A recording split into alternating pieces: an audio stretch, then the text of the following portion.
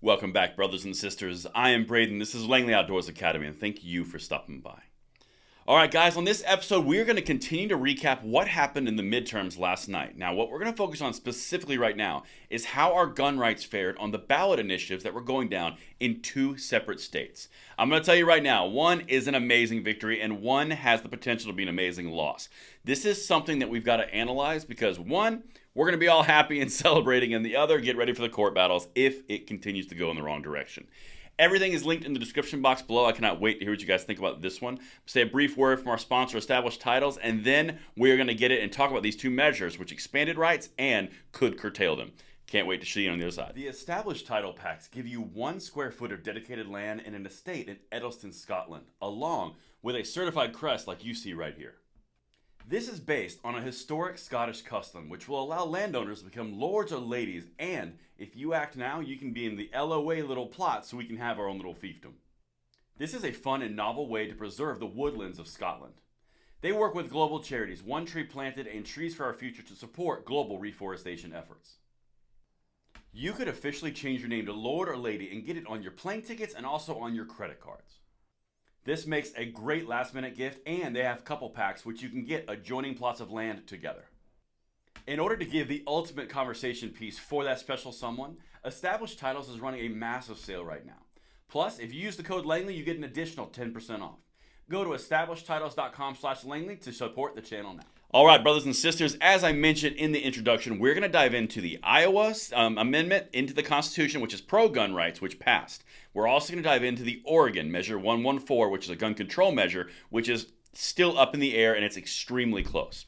Now, before we get into that, please make sure you guys check that subscription for me. Make sure that subscription is still active for the channel because I'm noticing an uncharacteristic drop in subscriptions. Just want to make sure you guys are still getting notifications and you are subscribed. Thank you so much. Let's get into this. Check it out. The first one I'm going to hit is the sweet side here because you guys know how I like the positive for our 2A. I'm going to hit Iowa because this is a win. Check this out. Iowa voters add gun rights to the state constitution. That's a big deal. Iowans have voted to add a right to keep and bear arms to the state's constitution, a move that will make it more difficult to pass gun restrictions and easier to strike down existing gun laws. This is a brand new article. This is something that happened obviously last night in the midterm elections. This is something we need to see across conservative states, Republican states, purple states that go red at the time. This is something you need to see because once you get this in at a state level, it's incredibly difficult to enact gun control, and Iowa has done just that. Let me show you what they did, then we'll hit Oregon. Des Moines, Iowa. Iowans voted Tuesday to add a right to keep and bear arms into the state constitution, a move that will make it more difficult to pass gun restrictions and easier to strike down existing gun laws. That's important to understand, the existing gun laws. By approving the constitutional amendment, Iowa joins Alabama, Louisiana, and Missouri with constitutional language that requires courts to use what's called strict scrutiny when considering gun restrictions.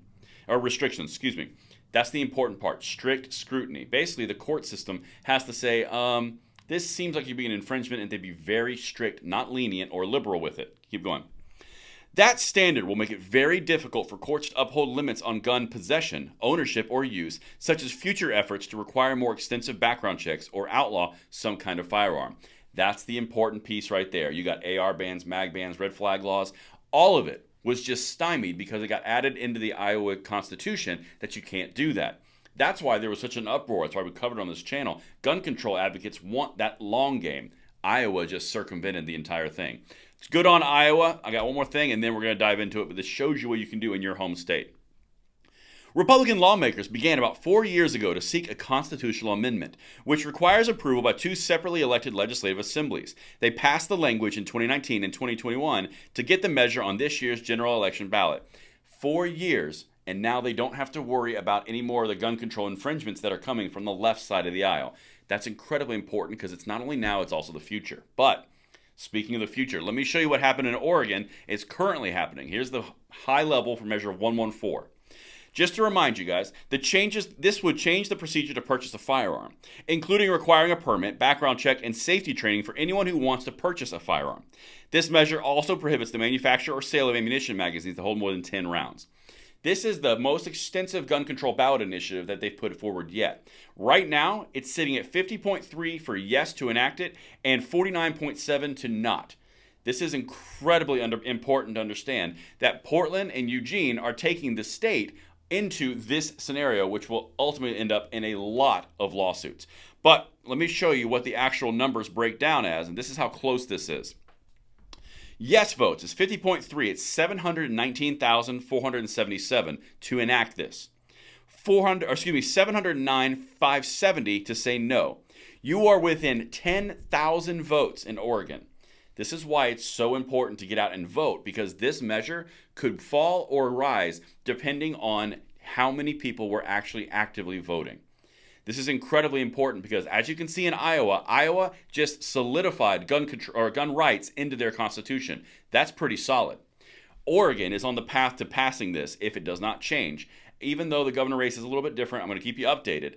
It's on the path to enacting more restrictions from a state mandated level, and then we got to go through the court system yet again. That's the updates. We got one great thing, we got one bad thing. I hope to see you guys on the next video, and thank you so much for stopping by. I'm Braden. See you later.